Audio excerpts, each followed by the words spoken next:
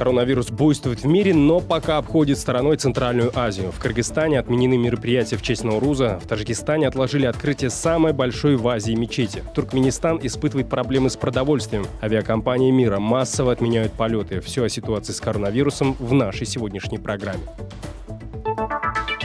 Национальные валюты стран Центральной Азии падают вслед за российским рублем. Братья из России выслали деньги. Слишком низкий курс. Теперь на жизнь не хватит.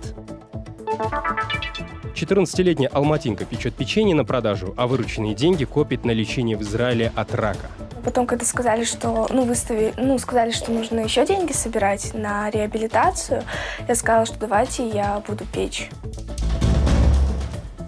В эфире программа «Настоящее время Азия» в бишкекской студии. Я Шавкат Тургаев. Здравствуйте.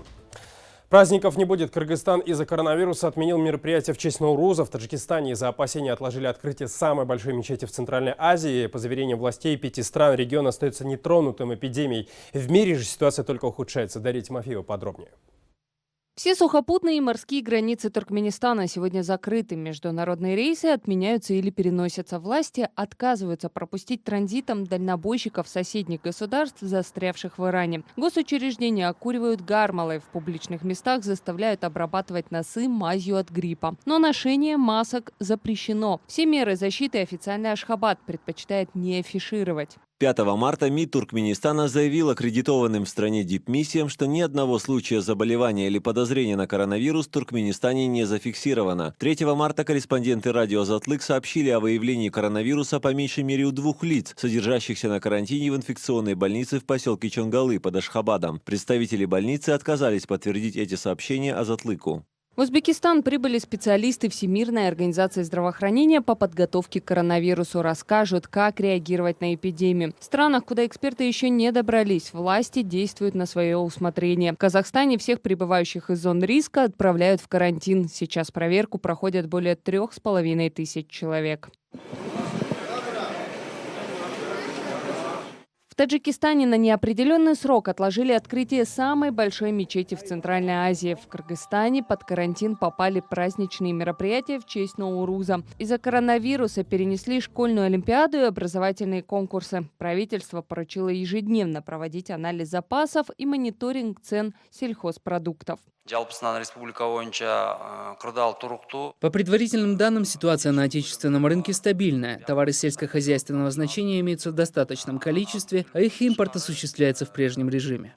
Руководство европейских стран решается на крайние меры безопасности. С сегодняшнего дня карантин введен на всей территории Италии. Закрываются школы, университеты, ограничено передвижение людей. Израиль распространил 14-дневный карантин на всех прибывающих из-за границы. В Иране из-за опасений разрастания эпидемии выпущены на свободу десятки тысяч заключенных. А вот в Китае заболеваемость идет на спад. За сутки заразились всего 20 человек. Центр вспышки коронавируса, город Ухань, решился посетить даже сам председатель КНР Си Цзиньпинь.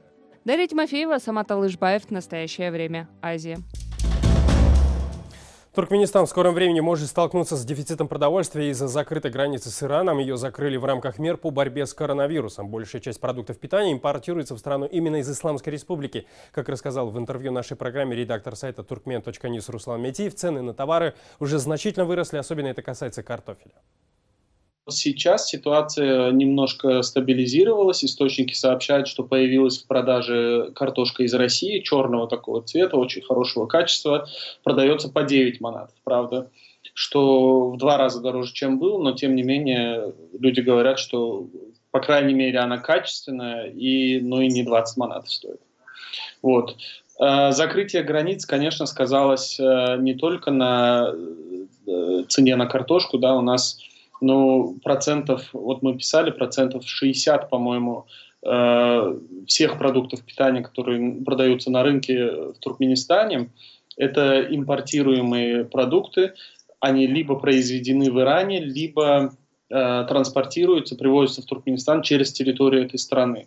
Так вот, у нас сейчас за последние дни после того, как была закрыта граница, сильно выросли в цене различные консервы. Допустим, овощи консервированные, всякие бобовые консервированные, фасоль, грибы, кукуруза, зеленый горошек и так далее. То есть это ощущается. Это либо исчезло совершенно с продажи, либо стоит баснословных денег, которые совершенно не по карману нашему населению. Казахстанская валюта тенге немного отыграла позиции после вчерашней рецессии. Средневзвешенный курс по итогам торгов на фондовой бирже составил 394 тенге за доллар.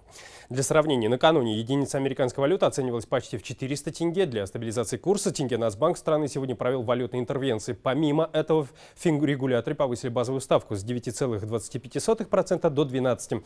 Таким образом, власти намерены сдержать рост инфляции, поднять процентные ставки по депозитам и, самое главное, сохранить экономическую стабильность. В Кыргызстане тоже произошла коррекция. Американская валюта подорожала на 3 сома до почти 73 сомов за доллар. К вечеру сегодняшнего дня некоторые обменники Бишкека продавали доллары за 75 сомов, либо предпочли вообще закрыться. Нацбанк провел интервенцию для стабилизации курса сома, выкинул на рынок около 50 миллионов долларов. В Таджикистане российский рубль по отношению к местному сомони также утратил позиции. Банки страны обменивают 1000 рублей на 130 сомони, тогда как на прошлой неделе давали 145 сомони. О ситуации на валютном рынке Таджикистана расскажет Анушер Ванарипов. Если судить о происходящем с рынком валют в Таджикистане по данным Национального банка страны, то ничего не произошло. Официальный курс валют будто бы полностью заморожен и не меняется уже неделю. А вот коммерческие банки страны отреагировали молниеносно. Рубль потерял 10-ю часть своей стоимости по отношению к местной валюте. Его падение, скорее всего, продолжится. Падение курса рубля в первую очередь ударило по простым таджикистанцам, семьям трудовых мигрантов в России. А это 70% населения Таджикистана. И без того небольшие суммы, которые они получают от близких, стали разом еще меньше. По законам страны все переводы в рублях на родине выдают сразу в сомони. Люди не могут снять российские рубли и подождать, пока курс не стабилизируется. Братья из России выслали деньги. Слишком низкий курс. Теперь на жизнь не хватит. Я поражаюсь, дети там вкалывают, а когда сюда выслали деньги, вышло, что это копейки. По законам комбанки не имеют права самостоятельно устанавливать курс российского рубля. Они должны ориентироваться исключительно на курс Нацбанка. То есть своими действиями они нарушили закон. Но регулятор пока никак их не наказал. В Нацбанке от комментариев отказались. Ситуацию прокомментировал экономист Шамсидин Джалолов. Происходящее показывает неэффективную работу банков. Посмотрите, те обменные курсы, которые указывают комбанки, не совпадают с реальным обменным курсом. На табло указано, что за 10 рублей дают 1,41 сомони. Но вы не сможете купить рубли по этому курсу. Вам не продадут. Это говорит о коррупции в деятельности банков. Вырос в цене и американский доллар. Сейчас на него дают примерно 1010 сомони на черном рынке. По словам экономиста Джалолова, обвал рубля ударит по экономике страны. Опять же из-за переводов мигрантов. Официально за 10 лет объем прямых иностранных инвестиций в республику составил всего порядка 3,5 миллиардов долларов. А мигранты перевели домой за это же время 30 миллиардов долларов. Мы уже скоро заметим, что эти события повлияют на цены, экономику и взаиморасчеты между Таджикистаном и Россией. В прошлом году трудовые мигранты перевели в Таджикистан более 2 миллиардов 700 миллионов долларов. Средний перевод одного мигранта составляет 195 долларов в месяц. Анушер Ванарипов, Насим Исамов. Настоящее время Азия. Участники акции протеста в Бишкеке потребовали провести независимое расследование по факту нарушений прав граждан 8 марта. Сегодня около 1000 граждан вышли на митинг против задержания участниц женского марша, который прошел в минувшие выходные. Провокаторы, которые сорвали демонстрацию феминисток, пришли и сегодня. На месте побывала Джибек Бегалиева. По газонам не ходить, дорогу не перекрывать. Короткую инструкцию перед демонстрацией дает бишкекчанин Атай. Это мирная акция протеста. Событие 8 марта просто толчок к этому. Сюда пришли все, кто хотел. Мы не говорим о правах феминисток и ЛГБТ. Мы хотим защитить свои гражданские права, которые прописаны в Конституции. Атай говорит об акции бишкекских феминисток, на которых 8 марта напали неизвестные провокаторы. После этого мужчины в белых колпаках убежали, а вот девушек милиция задержала. На этот раз участники предусмотрительно экипировались, а охранять женщин пришли мужчины. Во-первых, это уже не митинг только активисток-феминисток, это митинг общегородской. Здесь собрались и мужчины, и женщины, и правозащитники, неравнодушные пользователи интернета. Власть 8 марта поняла, что просто так в обиду девушек, женщин, тем более 8 марта никто не даст. И сегодня вышли люди, больше людей гораздо. Государство не может нас затмить, если это мирный митинг. Какое не имеет права нас? Наше право это отбирать без каких-либо оснований, без какой-либо цели. Но сорвать демонстрацию сотрудники МВД сегодня не дали. Людей, которые 8 марта устроили провокацию, сегодня взяли в плотное кольцо. Даже когда одна из них попыталась пробиться к микрофону, милиционеры женщину увели. Большая разница в организации и обеспечении безопасности между митингом сегодняшним и тем, что был 8 марта, многие объясняют локацией. Митинг 8 марта проходил в Свердловском районе, а тот, что сегодня, в Первомайском, где такие мероприятия происходят гораздо чаще. Все политические суды в том числе происходят в Первомайском районе. И практика показывает, что, соответственно, люди больше знают, наверное, законы. Сами служители Фемиды, и в том числе правоохранительные органы, они уже наработаны, они знают все процедуры. То есть, так скажем, тренировка, да, то есть в любом случае они тренируются, но там, где этих митингов, соответственно, происходит в меньшей степени, они непривычны, может быть, они боятся чего-то. И действительно, начальник РОВД, который контролирует административный центр города, почти дословно цитирует Конституцию. Специальные санкции не требуются. В Конституции указано же. Каждый гражданин имеет право на волеизъявление, кроме пропаганды войны, межнациональной розни, конституционный строй нарушения и все. Те, кто участвовал в последних акциях протеста, предполагают, что власти, возможно, поняли свой промах. Слишком много возмущения было после разгона мирного марша за права женщин 8 марта. Да, я думаю, учли. Мне подходят милиционеры, говорят, там все будет охранять. Вчера они для себя делали плохое, да, а в этот раз они хотят, чтобы хорошее было. Сегодня участников акции поддержала экс-президент Роза Отымбаева. Она раскритиковала силовой разгон демонстрации 8 марта и потребовала отставки главы МВД. Чебек Бегалиев, Азат Нутумаков. Настоящее время. Азия. Бишкек, Кыргызстан. В Казахстане допрашивают активистов по резонансному делу о смерти гражданского активиста Дулата Агадила. Власти считают, что некоторые из них распространили ложную информацию о том, что Агадил якобы умер насильственной смертью, несмотря на то, что экспертиза доказала обратное. Пока на допрос в качестве свидетелей вызвали 4 общественников. Напомню, гражданский активист Дулат Агадил умер в столичном СИЗО в конце февраля. Власти продолжают утверждать, что смерть наступила в результате сердечной недостаточности. Подробности у Ернура Довжанова. Загадочная смерть Дулата Агадила не дает покоя ни активистам, ни властям. Первые продолжают утверждать, что их соратника убили. Вторые всячески отвергают это. В Генпрокуратуре даже решили привлечь к ответственности распространителей информации о насильственной смерти гражданского активиста. После похорон Дулата Агадила меня закрыли на 10 суток. Тогда мне пришла повестка от Генеральной прокуратуры. Там написано, что началось расследование по 274 статье Уголовного кодекса «Распространение ложной информации». Ничего нам не объяснили, что будет дальше, тоже не знаем.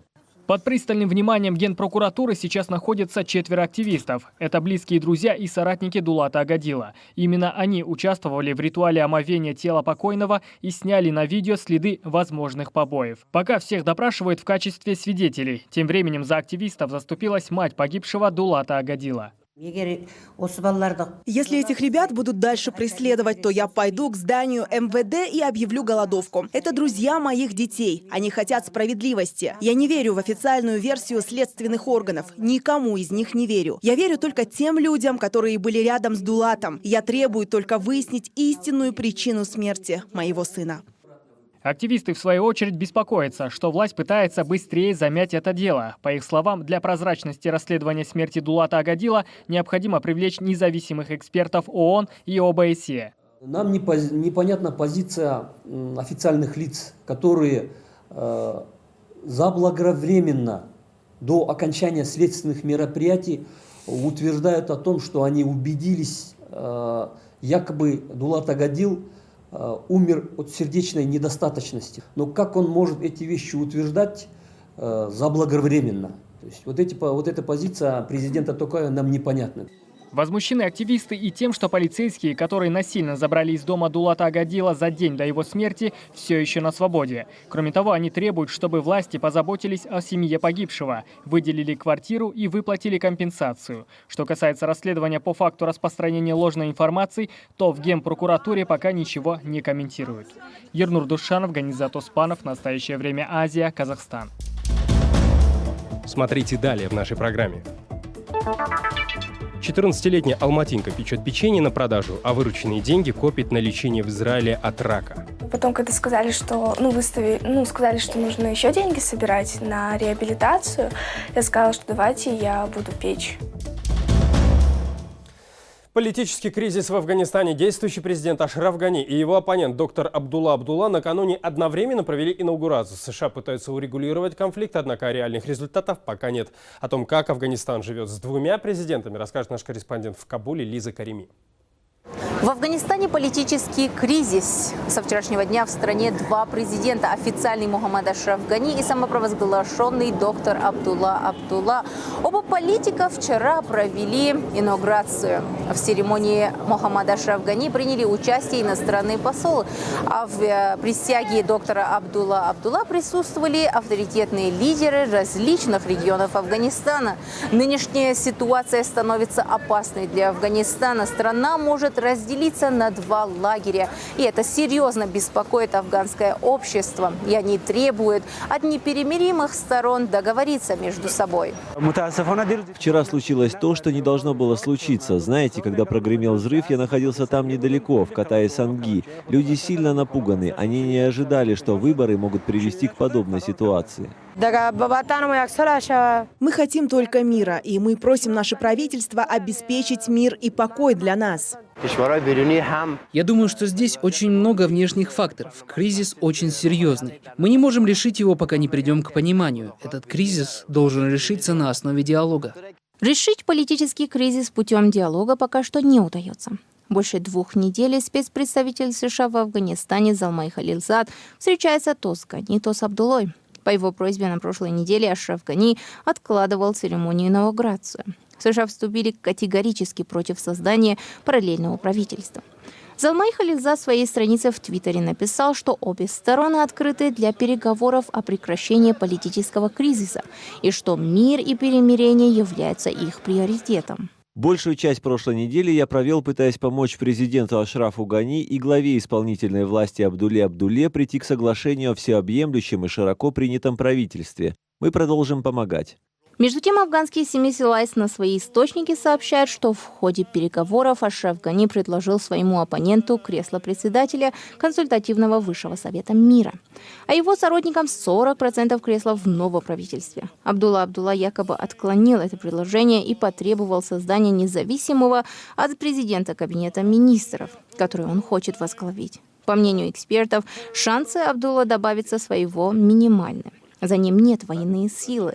Однако эти разногласия могут привести к расколу страны. Действия политиков могут привести к расколу, но народ Афганистана сейчас меньше всего этого хочет. Такой сценарий не раз имел место в истории страны. Оптимальным вариантом является формирование независимого ни от Гани, ни от Абдуллы правительства. Это было бы консенсусом в нынешней ситуации. На фоне политического кризиса в Афганистане активизировались сторонники радикальных группировок. Они обстрелили президентский дворец, где проходила инаугурация. Хотя ракета до цели не достигла, но определенную напряженность в сферу Кабуля добавили.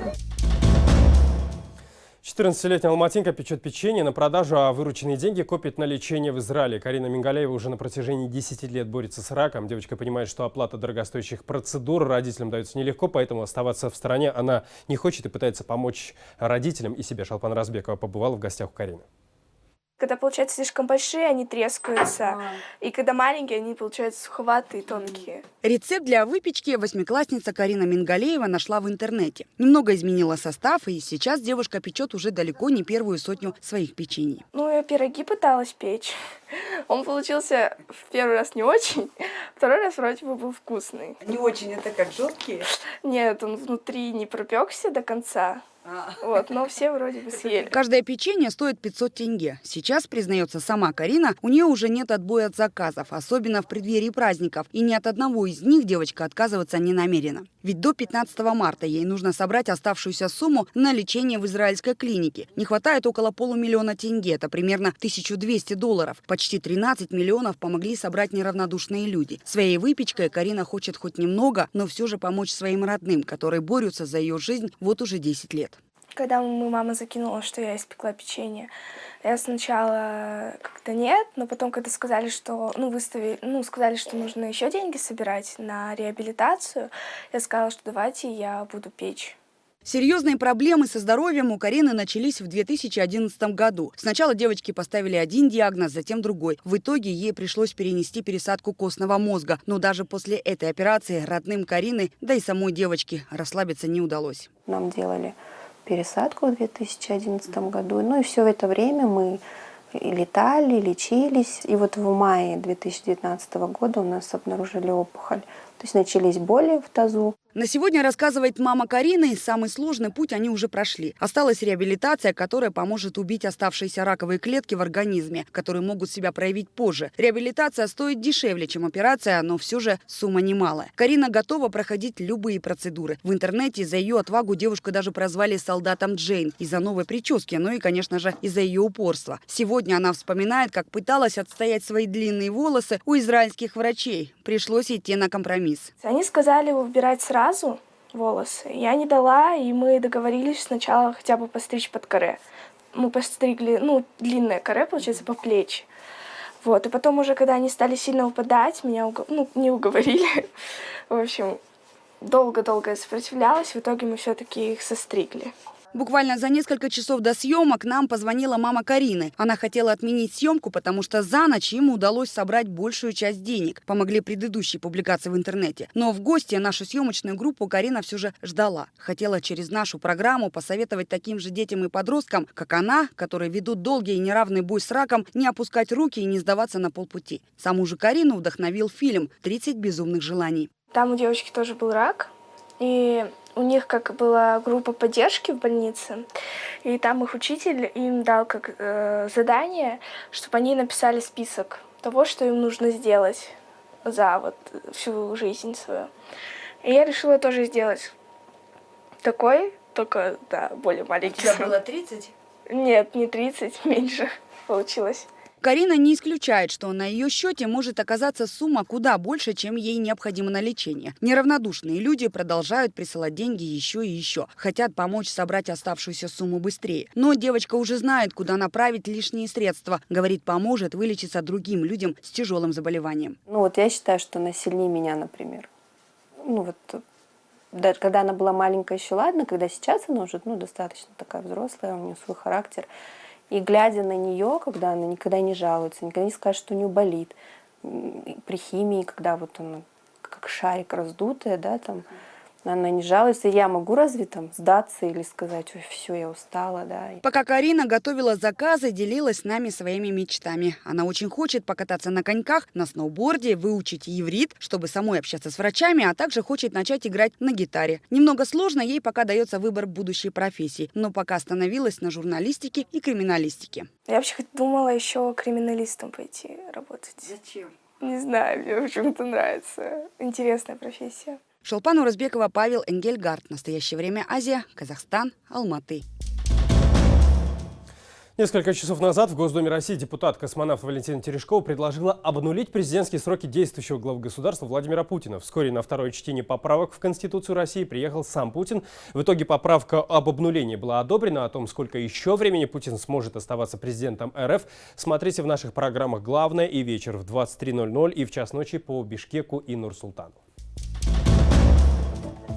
Это были все новости, о которых мы хотели вам рассказать. Смотрите нас в социальных сетях, в эфире своих национальных телеканалов и в прямом эфире круглосуточного телеканала «Настоящее время» в Ютубе. Мы встретимся с вами завтра. Всего доброго.